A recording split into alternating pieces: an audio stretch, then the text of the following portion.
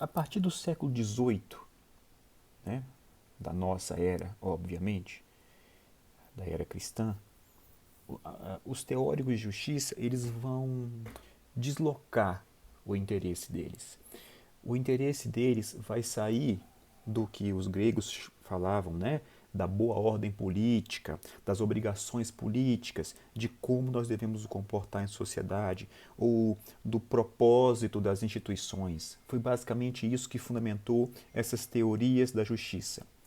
E a partir do século XVIII, o que a gente passa a fazer? A gente passa a raciocinar sobre as interações sociais, sobre relações de conflito, a ideia de cooperação social, o espaço da sociedade civil. Como podemos criar uma sociedade civil que seja justa? Esse é o maior desafio e a maior marca de um pensador chamado John Rawls, que vai falar na década de 70.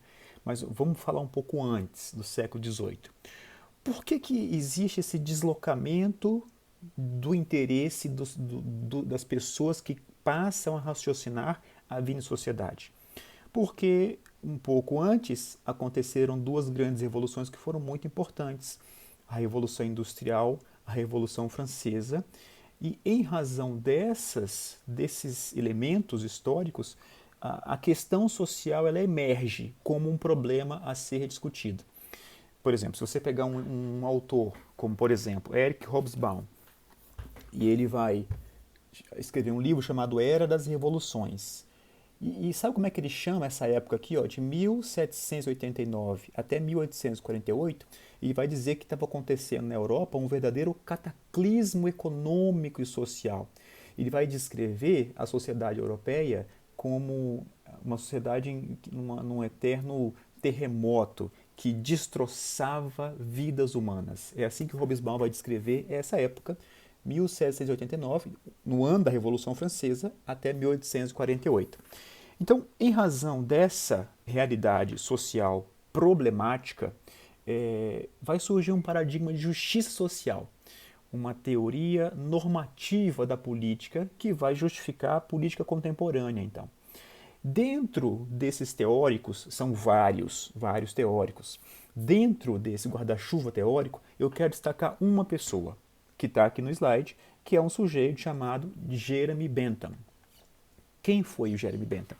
Ele foi um filósofo, né? Um filósofo e jurista inglês. Ele fundou uma escola de pensamento chamado de utilitarismo. O que é esse chamado utilitarismo? O utilitarismo, gente, é uma teoria ética, é uma teoria social, é uma teoria moral. Você pode encaixar em várias caixinhas, né, na sua cabeça. O que o Bentham, qual era o desafio? O que ele queria fazer? Ele queria estabelecer, o Bentham e outros autores, que eu quero fazer uma comparação inclusive de dois muito importantes, o Bentham e outros autores da época, eles queriam estabelecer uma regra universal de moralidade. De novo, era uma época de muita convulsão social. O Bentham diz o seguinte: bom, eu vou estabelecer aqui uma regra universal a partir da qual vai ser possível avaliar a retidão, a adequação, ou, para usar uma palavra que está no nosso edital, a justiça dos atos. E todas as vezes que eu falar atos, você vai entender. Pode ser a justiça de uma regra, de uma norma moral, de uma regra, de uma lei, de uma regra legal, de escolhas das pessoas, de decisões que a gente toma, de políticas públicas, das instituições. O pressuposto do raciocínio do Bentham é intuitivo, é muito básico. Ele vai dizer o seguinte: existem dois senhores que guiam o gênero humano. De um lado, você tem a dor, e de outro lado, você tem o prazer. Qual que é a base da filosofia utilitarista de Bentham? A filosofia utilitarista de Bentham, ele vai tomar por base toda a vida social, a vida moral, a vida política, a vida jurídica. Ele vai tomar por base disso tudo o fato de nós gostarmos mais do prazer e nós não gostamos da dor. É intuitivo isso e é isso que ele vai dizer, vai descrever como base da própria teoria. Vou ler para vocês aqui o que o próprio Bentham está dizendo. Ele vai dizer o seguinte: olha, A natureza colocou o gênero humano sobre a soberania de dois senhores, a dor e o prazer. Somente a eles cabe indicar o que deveríamos fazer, bem como determinar o que faremos. Ao seu trono estão ligados, de um lado, o critério do justo e do injusto, e do outro, a corrente das causas e dos efeitos. Essa ideia de efeitos é que nós vamos falar um pouco mais. Mas entenderam qual é a base da filosofia utilitarista? O objetivo correto da ação, né, do ato, da lei, da política pública, da decisão, o objetivo correto das nossas ações da vida social consiste em, de um lado, produzir a maior felicidade para o maior número de pessoas, ou, de outro lado, quer dizer, e também tem como fundamento causar prazer e evitar a dor, tá bom? O Bentham, por exemplo, ele cria uma coisa chamada panóptico, que é o que fundamenta o livro ou a teoria do Foucault, né? A teoria que a gente abandona a teoria da soberania e passa a adotar uma teoria da disciplina. Mas vamos voltar aqui para o Bentham. O Bentham ele cria o chamado princípio da utilidade. A noção básica da moral é denominada pelo Bentham de princípio da utilidade. A ação, a lei, a política pública, tudo vai ser bom ou mal a partir desse princípio. Nós temos que agir de uma forma que as pessoas afetadas pelas nossas ações, elas obtenham tanta felicidade quanto possível. É um cálculo do prazer, que está aqui no slide. É o cálculo felicífico. Cálculo felicífico. Também conhecido como ética hedonista. Isso que a ética hedonista é desde os gregos, na antiguidade. Mas o Bentham ele eleva isso a uma categoria primordial, fundamental da vida em sociedade. Então, esse cálculo felicífico, ele vai calcular o grau ou a quantidade de prazer que uma ação pode causar, tá bom? E felicidade para Bentham é esse estado máximo de prazer, a maximização do prazer e o menor desprazer. Existe um cálculo, né? uma coisa que ele cria para medir a justiça de tudo que nós vivemos em sociedade. Isso vai indicar o que nós devemos fazer e essa ação está ligada à justiça ou à injustiça, como a gente acabou de ler aqui. Princípio da utilidade em Bentham. O princípio da utilidade é o fundamento a partir do qual o Bentham ele aprova ou desaprova qualquer ação do indivíduo, seja um indivíduo particular, seja uma ação do governo. Vou ler para vocês aqui como ele trata disso. Olha só.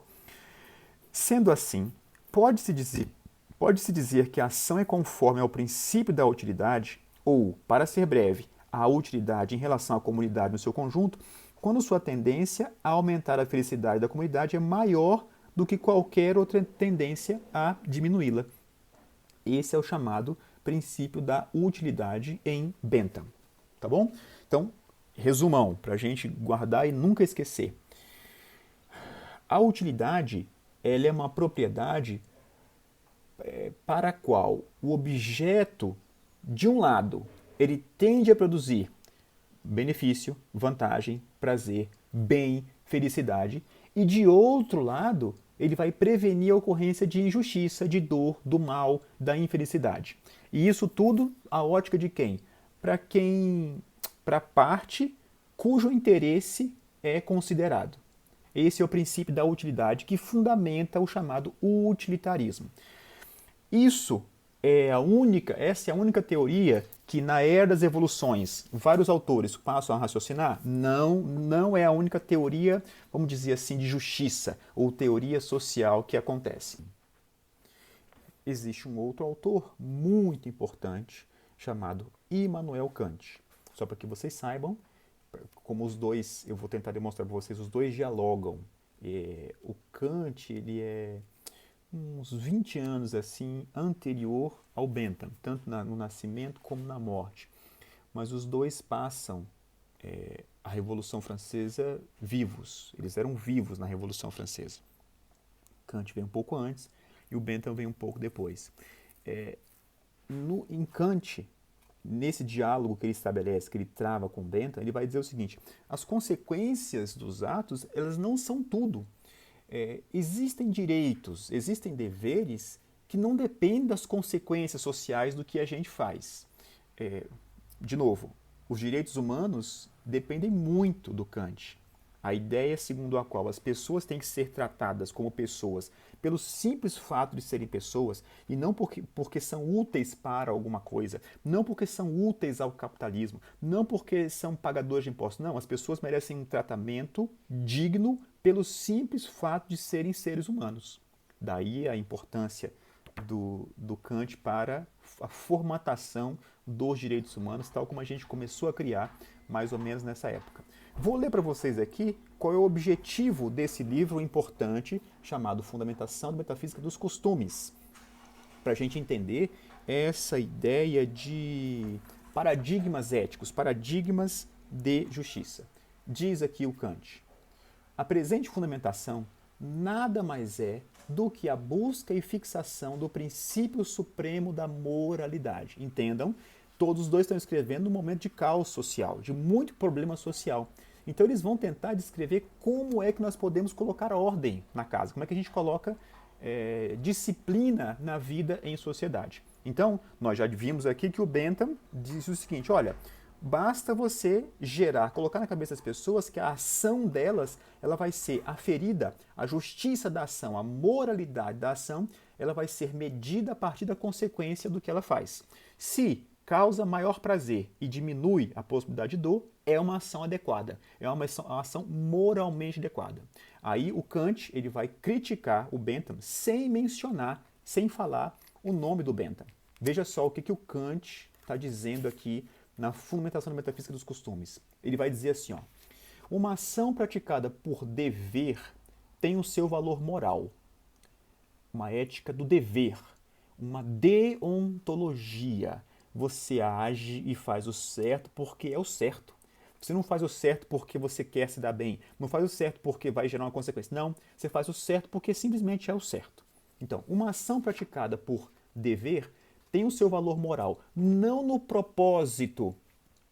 A depender da tradução, você vai pegar outras palavras, mas o propósito pode ser o objetivo, né? Pode ser o desiderato, o propósito que com ela se quer atingir, mas na máxima que a determina. Não depende, portanto, da realidade do objeto da ação, mas somente do princípio do querer, segundo o qual a ação, abstraindo de todos os objetos da faculdade de desejar, foi praticada. É o que ele vai chamar de lei universal. Mais adiante, ele vai dizer para a gente em que consiste essa lei universal, de como nós devemos nos comportar em sociedade.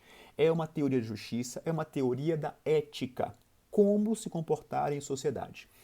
A lei universal das ações, em geral, que possa servir de único princípio à vontade, isto é, devo proceder sempre de maneira que eu possa querer também que a minha máxima se torne uma lei universal. Então você vai agir de uma forma que a forma através da qual você quer que todo mundo haja. Se todo mundo agir assim, isso vai ser... Não vamos pensar no objetivo, porque senão a gente volta para o Bentham. Mas o que o Kant está dizendo é a motivação da ação, a ação ela tem que ser boa em si mesma. É o que ele chama de lei universal das ações. E aí ele vai diferenciar dois imperativos que são muito famosos: o imperativo hipotético e o imperativo categórico. E vai dizer o seguinte: ora, todos os imperativos ordenam ou hipotética ou categoricamente. Os hipotéticos representam a necessidade prática de uma ação possível como meio a alcançar qualquer outra coisa que se quer. Imperativo hipotético é uma ação, é uma motivação que faz com que você haja para obter algum resultado. O imperativo categórico seria aquele que nos representasse uma ação como objetivamente necessária por si mesma, sem relação com qualquer outra finalidade. E aí mais adiante ele vai dizer qual é a escolha dele, ou o que ele chama de imperativo da moralidade. Diz o Kant: o imperativo que se relaciona com a escolha dos meios para alcançar a própria felicidade, ao diálogo com Bentham aqui, quer dizer o preceito de prudência. Prudência. E aí, olha aqui no slide, no slide número 3, veja aí o artigo 25 do Código de Ética da Magistratura Nacional. O artigo 25, ele usa a prudência exatamente nesse sentido kantiano. Ele vai dizer, especialmente a proferir decisões, incumbe ao magistrado, espero o ceguinho botar o óculos aqui, incumbe ao magistrado atuar de forma cautelosa, atento às consequências que pode provocar. Essa é a ideia de prudência no Código de Ética. É uma ideia exatamente do Kant. Vou ler de novo, então. O imperativo que se relaciona com a escolha dos meios para alcançar a própria felicidade, quer dizer, o preceito de prudência, continua a ser hipotético, imperativo hipotético. A ação não é ordenada de maneira absoluta, mas somente como meio para uma outra intenção. A prudência do Código de Ética da Magistratura Nacional. E aí ele vai dizer, há um outro imperativo, que é que, sem se basear como condição em qualquer outra intenção a atingir por um certo comportamento, ordena imediatamente esse comportamento. Esse imperativo é o imperativo categórico.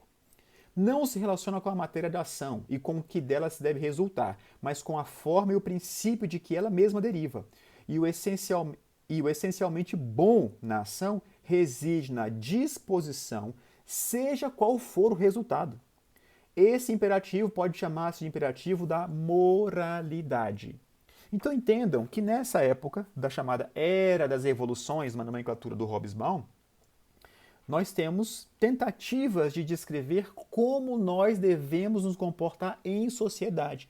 Entendam, portanto, que isso é uma nova forma de você enxergar a justiça. É uma nova forma de você teorizar sobre a justiça. Entender a evolução e esse salto de 2000 anos que nós demos.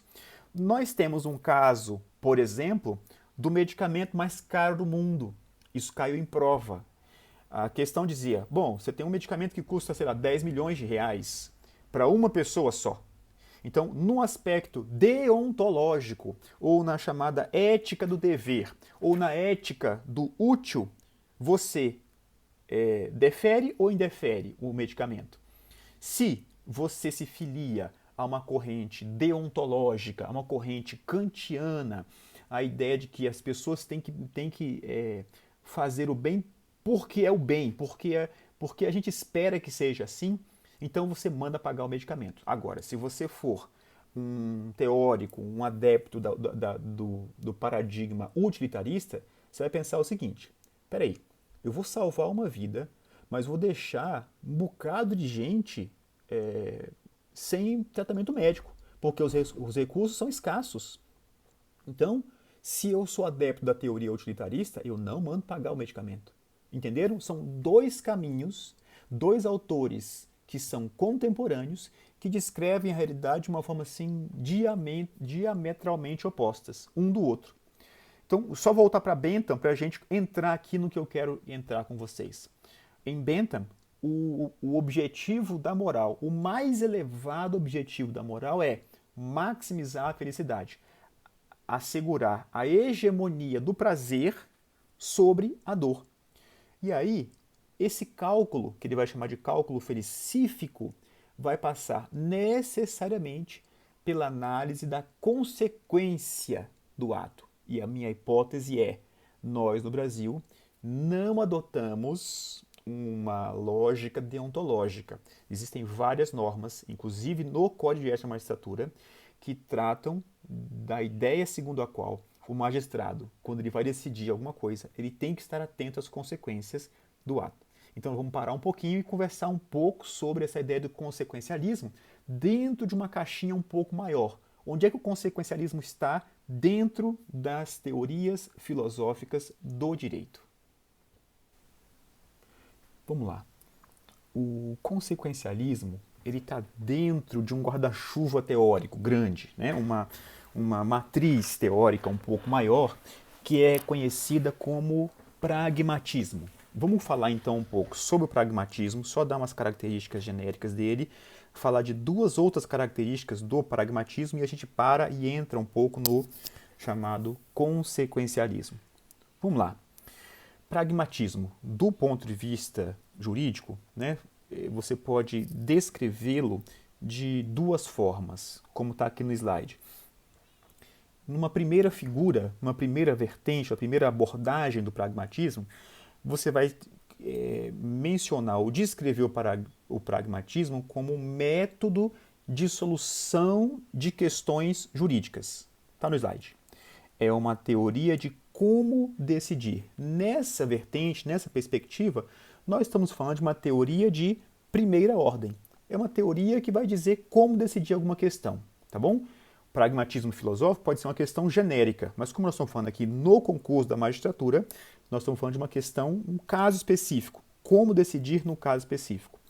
Uma segunda figura possível de você descrever o conceito de pragmatismo é uma teoria de segunda ordem.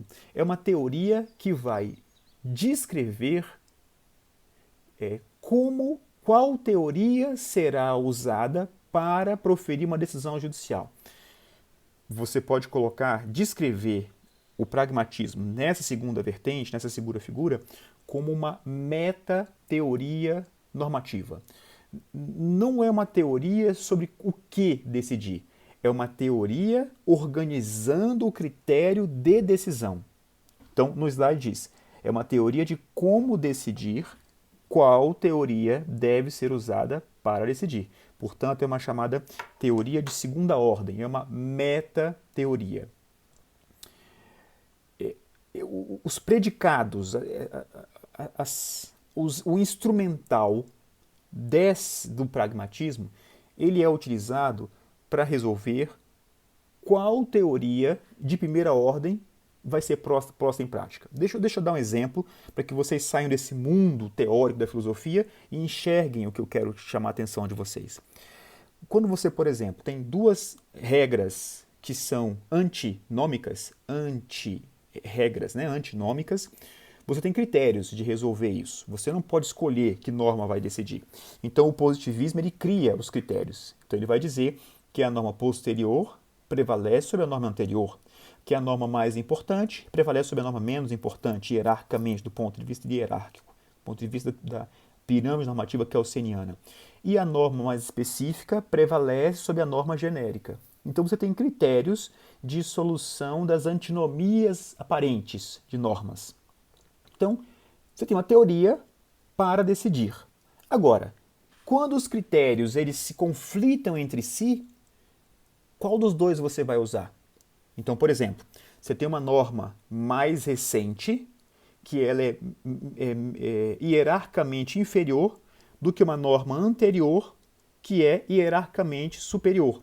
Se você usa o critério cronológico, você usa essa aqui. Se você usa o critério da hierarquia, você usa essa aqui. Então você tem um conflito, não é mais um conflito normativo, é um conflito entre os conflitos.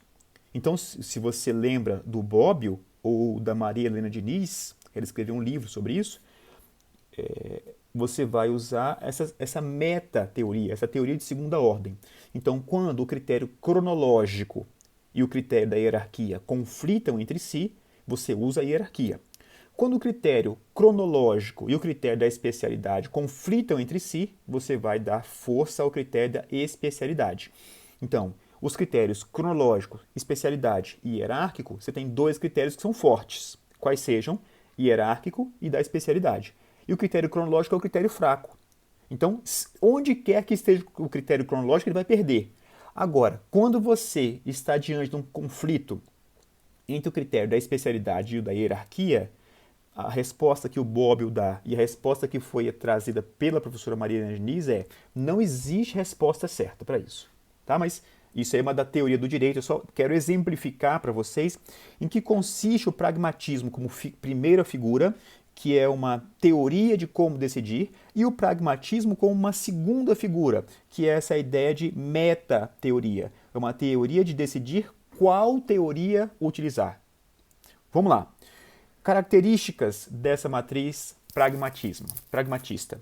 3 ideias, 2 delas, o nome ajuda a gente. Se a gente tiver que escrever alguma coisa na prova sobre essas coisas, sobre essas características, e é bom que vocês saibam essas características, 2 delas pelo nome eu consigo escrever bastante coisa, mas tem um que a gente vai parar um pouco e raciocinar que é o primeiro, por isso eu botei em primeiro lugar, que é o chamado antifundacionismo.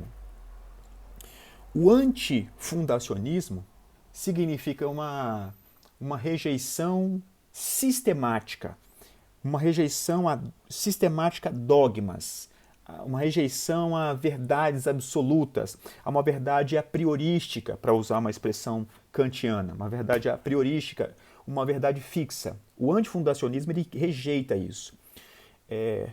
De novo, vamos tentar pensar no valor da palavra, de como os conceitos eles podem ajudar a gente a escrever sobre alguma coisa. Um fundacionista, nós estamos falando que uma característica do pragmatismo é o antifundacionismo.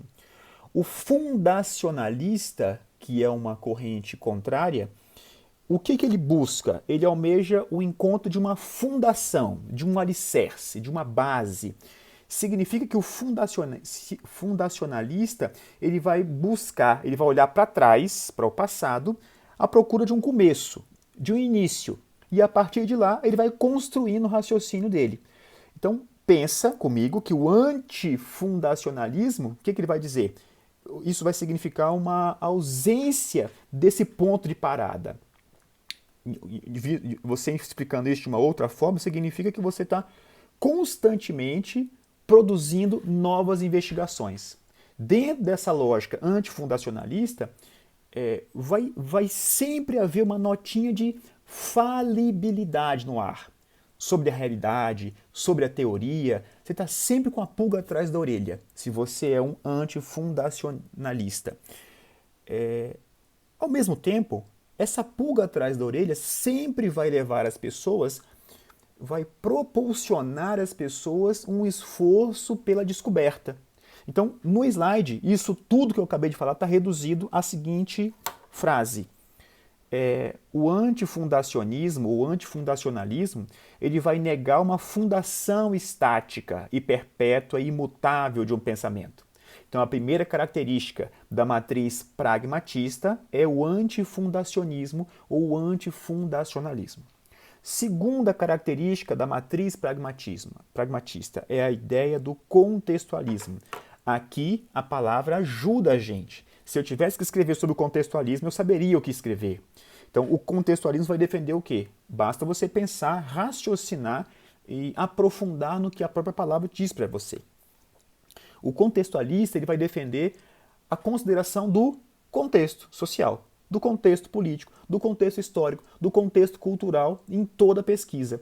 Ele vai dar muita importância ao papel do contexto no desenvolvimento das próprias investigações, no nosso ponto de vista, na investigação jurídica. Como a realidade ela é constantemente mutante, ela é eternamente mutante, essas mudanças elas vão gerar uma nova versão da verdade. E aí, ao mesmo tempo, vai exigir uma adequação contínua de todos aqueles que se submetem a essa escola. Então, como é que eu escrevi aqui no slide? O contextualismo rejeita abstrações temporais na investigação filosófica e científica. Então, aqui a gente pode melhorar um pouco o nosso conceito de pragmatismo, dessa matriz pragmatista. Quais são as marcas do pragmatismo jurídico? Ele vai dizer o seguinte: o direito ele tem que adotar um ponto de vista experimental, um ponto de vista instrumental. O direito ele tem que sempre levar em consideração as necessidades humanas, as necessidades sociais. Então presta atenção, se você se filia a uma matriz pragmatista, você decide as questões não pelas questões em si, você decide as questões visando uma coisa que está fora. Entenderam isso? Existe uma crítica. Antes da gente entrar no consequencialismo, existe uma crítica a essa vertente pragmatista. Qual é a crítica? O pragmatismo ele vai defender a tese segundo a qual o direito tem que ser sempre progressivo. O direito tem que ficar olhando para o futuro, olhando para essa... Eu não quero usar a palavra consequência, né? Mas sempre é sempre necessário você olhar para o futuro. Olhar para o futuro significa, às vezes, uma inconsistência com o passado. Né? a ausência de consistência com o passado é uma marca importante do pragmatismo jurídico. Tem um autor importante nessa escola de pensamento chamado Richard Posner, um autor muito importante para a análise econômica do direito. Para ele, o pragmatismo ele faz um uso crítico da história. Ele vai dizer o seguinte: os casos que são novos, os casos que são genuinamente novos, eles não são adequadamente decididos ou resolvidos a partir, por exemplo, estou usando uma linguagem jurídica para explicar o Posner. Os casos genuinamente novos, eles não são decididos ou não têm por fundamento a decisão num precedente, por exemplo, ou mesmo numa lei. A crítica ao pragmatismo é a seguinte: ora, se a gente está sempre olhando para o futuro, a gente esquece que existe uma história institucional dentro do tribunal. Isso pode gerar, por exemplo, a ideia da insegurança jurídica. Vocês entenderam a ideia do pragmatismo e da crítica que eu estou dizendo? Então, tem um outro autor, um pequeno parênteses aqui no nosso raciocínio, parênteses que se contrapõe a essa análise econômica do direito. Tem um outro autor chamado Ronald Dworkin, e ele vai se contrapor a essa ideia de que o passado não deve ser levado em consideração nas decisões judiciais. O Dworkin ele tem uma tese segundo a qual o direito tem que ser íntegro. Integridade é o valor mais importante do 926 do CPC. Abre lá o CPC. Você vai ver que tem escrito Dworkin lá, não expressamente, mas implicitamente. O 926 do CPC vai dizer: os tribunais eles têm que uniformizar a jurisprudência e manter a jurisprudência estável, coerente e íntegra. Eu mudei a ordem só para dar ênfase ao íntegra. Essa ideia de integridade é uma ideia do Dworkin, que ele vai dizer: quando surge um caso novo, você não vai olhar para o futuro, você não vai olhar para a consequência, você vai dizer o seguinte: a resposta adequada, a resposta moralmente certa, a resposta justa é uma resposta que vai ser buscada no próprio direito. É a ideia do romance em cadeia que vocês conhecem. Caso não conheçam, manda mensagem que a gente explica um pouco mais. Tá? É a ideia do romance em cadeia. Vai escrever um capítulo novo? Para escrever um capítulo novo do direito, eu tenho que ler o resto do livro, porque senão eu vou colocar um capítulo no livro que não tem nada a ver com a história. Essa é a ideia de direito como integridade, que se contrapõe a essa vertente pragmatista do direito. Tá claro? Agora vamos a essa terceira característica que eu acho a mais importante para a gente, porque isso está sendo exigido do magistrado em legislações, no Código de Ética da Magistratura e em modificações da própria Resolução 75 do CNJ. A terceira característica da matriz pragmatista é o chamado consequencialismo. O que é o consequencialismo? Jurídico, do ponto de vista jurídico. É uma postura interpretativa, uma postura cognitiva. Essa postura ela tende a considerar as consequências do ato, as consequências da teoria, as consequências desse conceito. No slide, eu resumo da seguinte forma: é um juízo de prováveis efeitos concretos de diferentes normas. Ou seja, o consequencialismo ele vai priorizar as consequências do ato, as consequências da teoria, as consequências do uso daquele conceito. Atenção! Nós pensamos assim já. Eu quero chamar a atenção de vocês que o consequencialismo não é uma grande novidade. Não foi o Código de Ética que inventou, não foi a Lindbe que inventou. A gente raciocina dessa forma. Endoprocessualmente, a gente pensa isso já. Se o juiz profere uma decisão e a decisão é agravável e a pessoa que submete, a pessoa que tem sucumbência não recorre imediatamente, não agrava, o efeito, a consequência disso é o quê? Preclusão. Se o réu, na contestação, ele não se contrapõe aos fatos alegados na petição inicial, o efeito disso é o quê? Revelia. Então, bom, isso é o consequencialismo? Não, não é isso que é o consequencialismo. O consequencialismo é algo que está para além do processo. Não é um efeito do ato dentro do processo.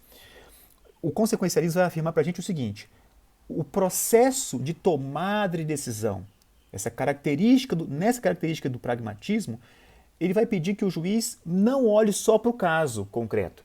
Não é algo preso ao processo. Essa é a visão endoprocessual. O consequencialismo ele vai reclamar do juiz uma visão mais ampla, mais ampliada, que vai levar em consideração o mundo fora do processo.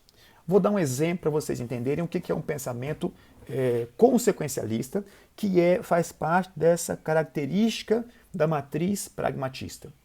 O STJ ele disse que aquele rol do 2015 lá não é um rol taxativo, exaustivo, não é. Muito embora esteja lá uma lista, essa lista ela pode ser ampliada.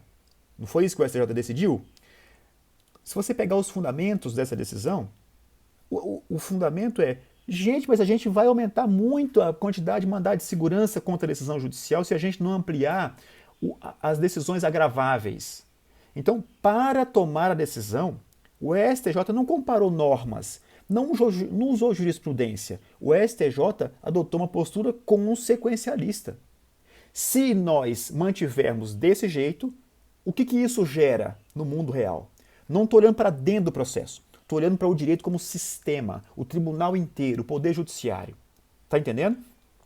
O consequencialismo ele vai se voltar para um efeito sistêmico das decisões. Não é o efeito endoprocessual. O consequencialismo ele tem uma conotação muito maior e ele vai exigir o exame dos efeitos da decisão fora do caso concreto. Tá bom? Vamos lá. Slide número 3. Eu conceituo aqui, eu trago um conceito de consequencialismo. Programa teórico que condiciona a adequação jurídica de uma decisão. Atenção, adequação jurídica é a mesma coisa que você fazer uma pergunta filosófica, dizer assim, ó, essa decisão aqui é justa? Então você tem uma ética consequencialista. Se você adotasse uma ética deontológica, uma ética do dever, o juiz ele vai decidir por causa do caso concreto. Lembra o medicamento caríssimo. Vai salvar a vida da menina? Defere a liminar, julgue procedente o pedido na sentença. Agora, se isso for causar um dano maior para a sociedade, então deixa morrer. Deixa a menina morrer. Basicamente é isso. É o duro, né? Então, o programa teórico que condiciona a adequação jurídica de uma decisão à valoração das consequências relacionadas à decisão e às suas alternativas. A ideia de alternativa ela é muito importante para a gente, porque tem normas que exigem que você, ao decidir, leve em consideração as alternativas. Atenção, uma observação rápida. O consequencialismo, ele não foi criado pelo Código de Ética da Magistratura, ele não foi criado por essa lei que modificou a LINDB, 2018, salvo engano. Se você pensa, por exemplo, na modulação dos efeitos da decisão do controle de constitucionalidade, o que é a modulação? O Supremo para e pensa, se eu declarar inconstitucional e tirar essa lei do ordenamento jurídico, isso vai gerar o quê no mundo real, no mundo jurídico? Vai gerar uma insegurança jurídica muito grande? Então nós temos que tomar uma decisão que é meio termo. Vai ser inconstitucional só de hoje para amanhã, de hoje em diante, ou do ano que vem em diante. Então, a modulação dos efeitos, que está prevista numa lei que é de 98, salvo engano, Lei 96... não vou lembrar o nome da lei.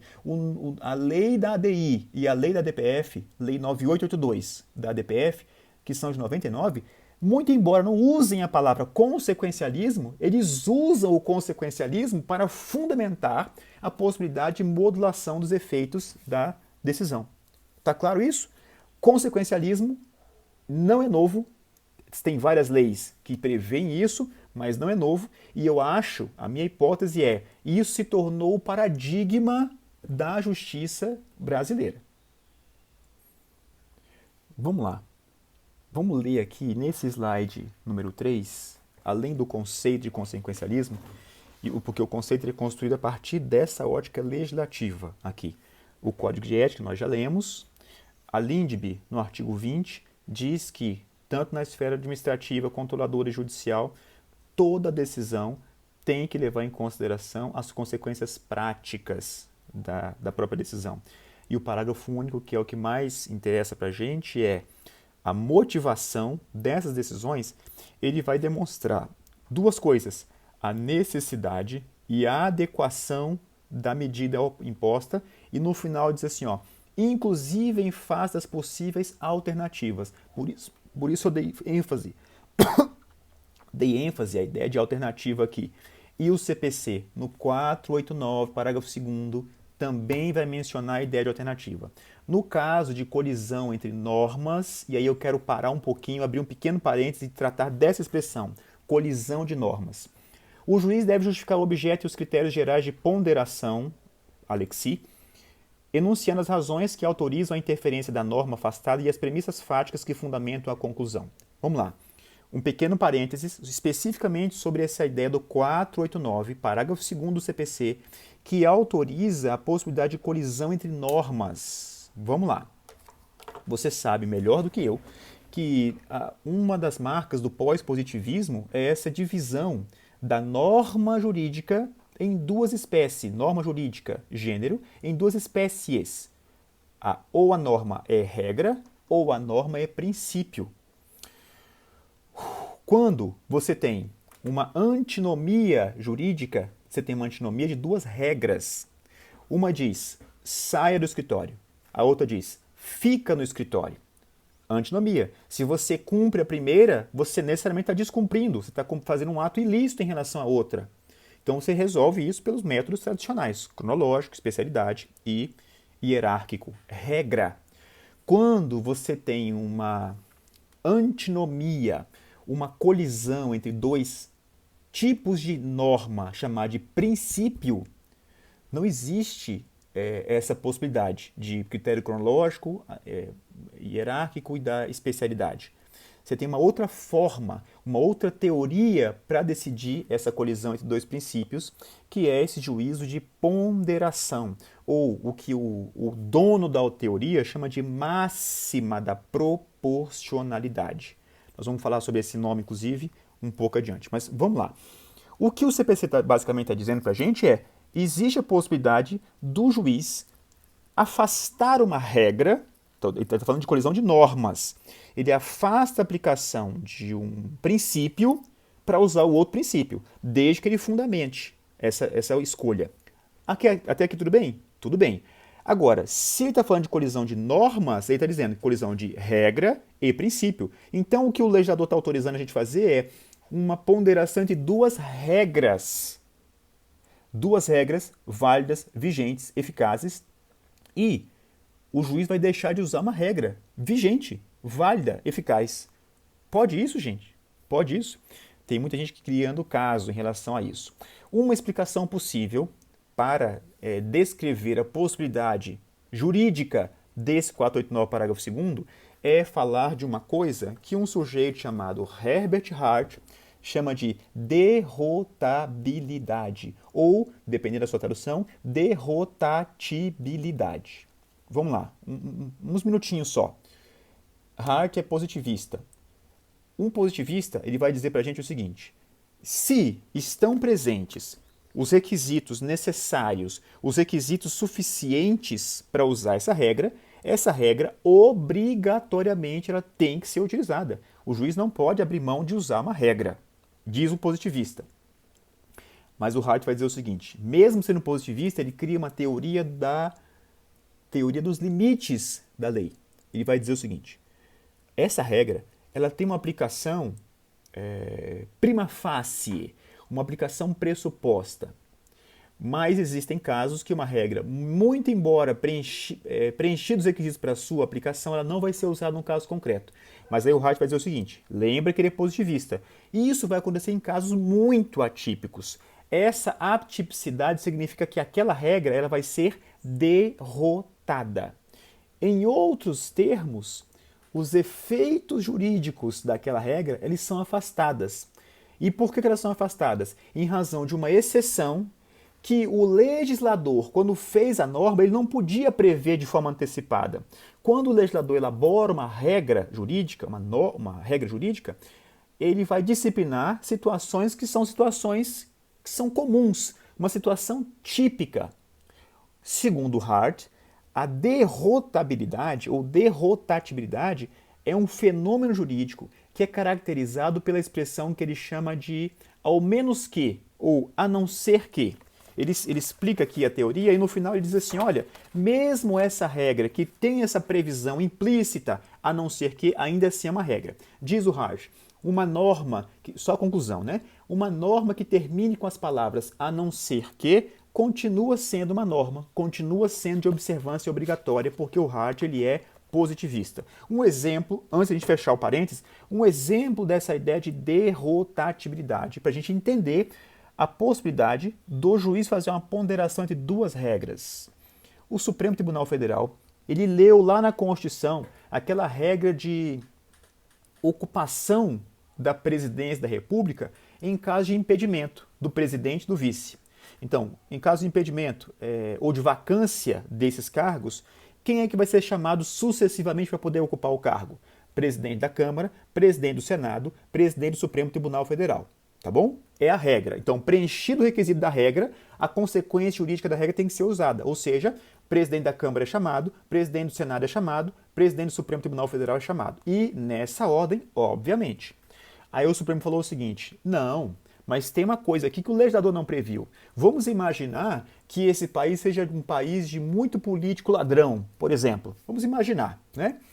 Então, nessa hipótese, você vai deixar que uma pessoa ocupe a cadeira da presidência da República? Aí o Supremo foi lá no artigo posterior e falou assim, olha, se o presidente da República, inclusive, ele for se tornar réu no Supremo Tribunal Federal, quando o Supremo recebe a denúncia, ou quando o processo de impeachment ele é instaurado lá no Senado, o presidente ele fica suspenso as funções dele.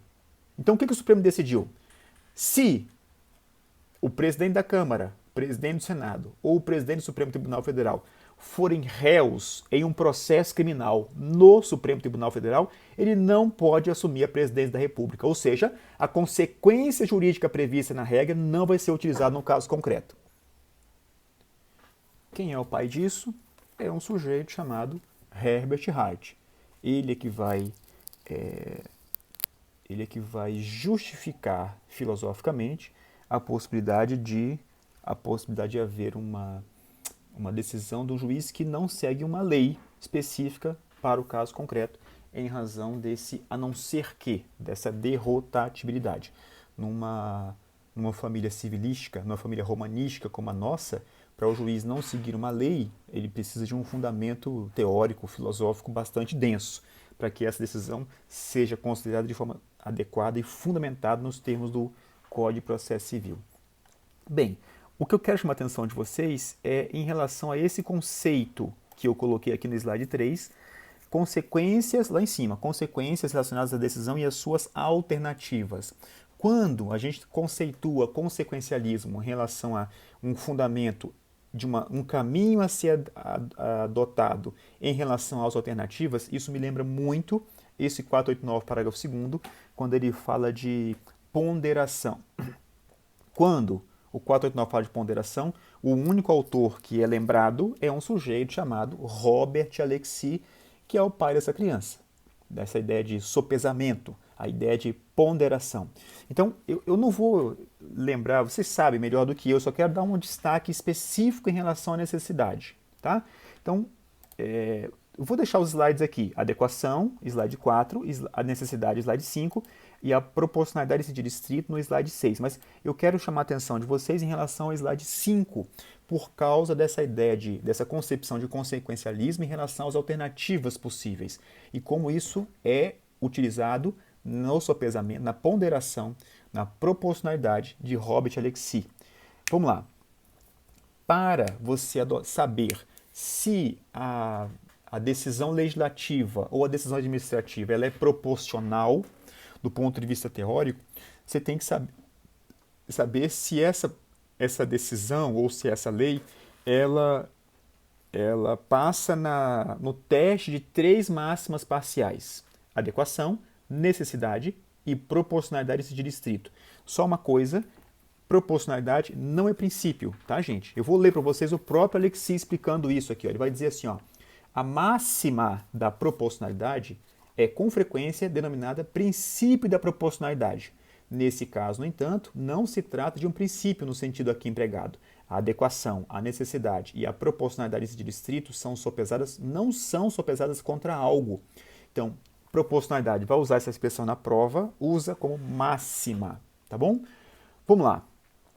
Em relação à necessidade, só vou lembrar rapidamente o caso que ele explica, que ele usa como exemplo para explicar essa máxima parcial da necessidade.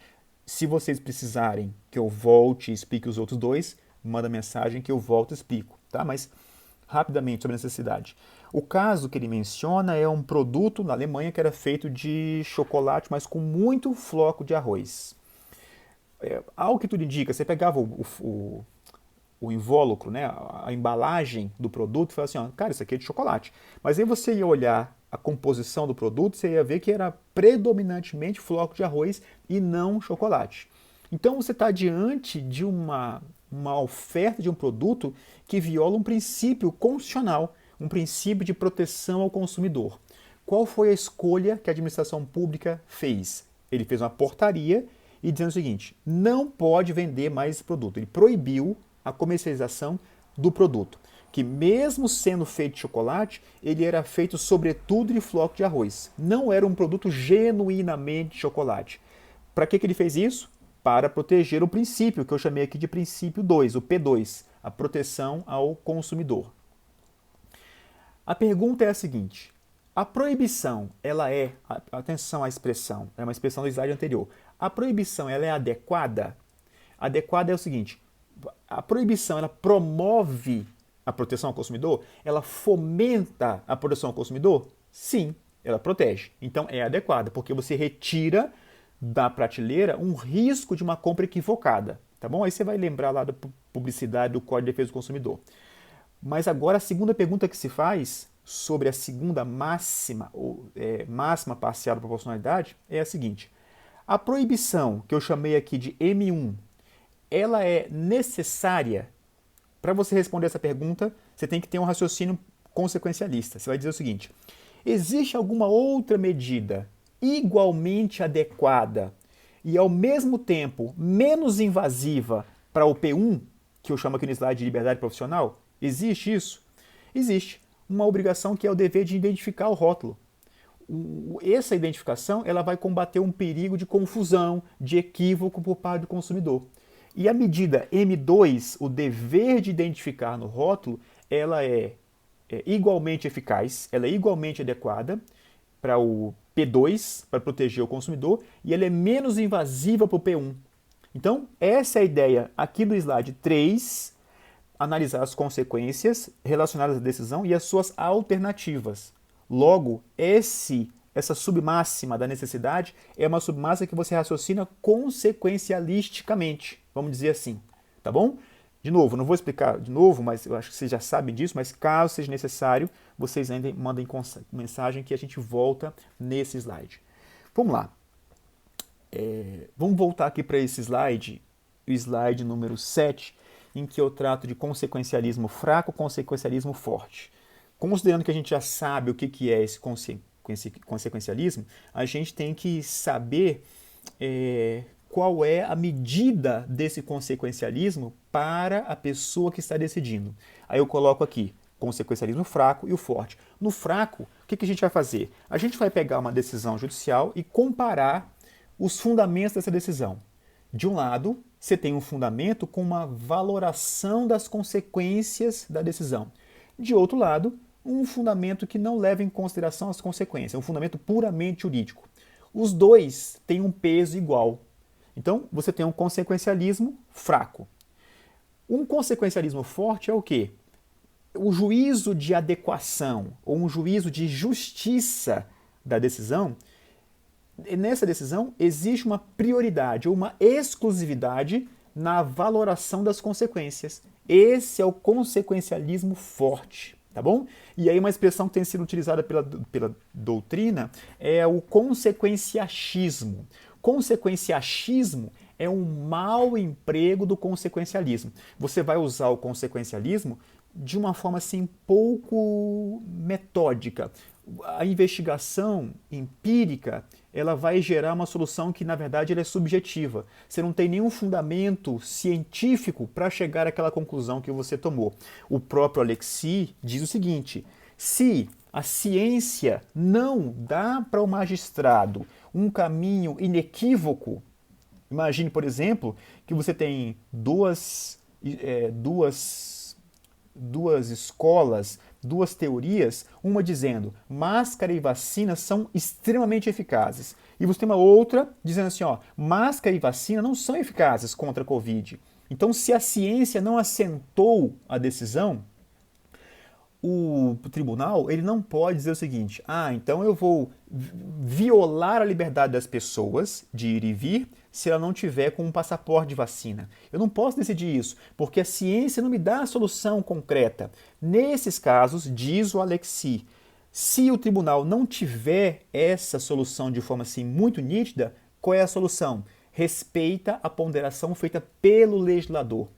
Se o legislador exigiu que para você ir e vir, para você frequentar um teatro, você precisa do passaporte de vacina, e mesmo não tendo um fundamento científico, o tribunal tem que respeitar a decisão do legislador. Porque senão, se o tribunal se sobrepõe ao legislador, vira esse consequenciachismo, que o Habermas, o Lênio Streck chama de solipsismo, o Streck chama de panprincipiologismo. E mais uma coisa importante mencionar. O consequencialismo ele pode ser utilizado na decisão, e isso tem sido regra, nós temos visto várias decisões desse tipo, mas a gente sempre tem que lembrar do princípio da não surpresa no CPC. O juiz ele vai decidir uma coisa com base num argumento prognóstico, um argumento pragmático, para usar esse fundamento como esse fato como fundamento, ele tem que avisar as partes antes de decidir. Não pode pegar as partes de surpresa. E aqui um resultado importante desse consequencialismo jurídico, que é alguns elementos importantes. O uso do argumento consequencialista tem que ser feito de forma explícita numa decisão. Não pode ser interno na sua cabeça e você só coloca ali o resultado. Tem que ser explícito. Não pode ser usado de forma isolada, ou seja, não pode haver esse consequencialismo forte ou exclusivo. A decisão ela não pode ser contrária ao direito. Lembrando que o positivismo ainda tem o seu valor mesmo na época pós-positivista. Aquele juízo não pode ser um juízo casuístico, tem que ser um juízo que possa ser generalizável para outros casos. E nesses parâmetros a gente tem que ter essa preocupação com essas consequências, não de forma num achismo, né? Ou numa decisão com fundamento não científico. O juízo consequencialista deve funcionar como instrumento de controle das decisões judiciais. Ou seja, adotamos o consequencialismo no Brasil, mas com esses parâmetros aqui. E o argumento consequencialista tem que ser comprovável, que resgata essa teoria do Alexis, que diz o seguinte: decidir se a pessoa vai ter o direito de ir e vir cerceado ou não por causa do passaporte de vacina, você só tem que tomar essa decisão quando a ciência estiver suficientemente avançada para provar que a vacina é eficaz, porque se não tiver esse avanço, você não pode tomar esse tipo de decisão com base nesse fundamento consequencialista. Tá claro, gente? Então eu acho que com esses aspectos a gente tratou muito do pragmatismo e dessa ética útil ou dessa ética consequencialista que, a meu ver, tem se tornado a regra no Brasil. Até logo.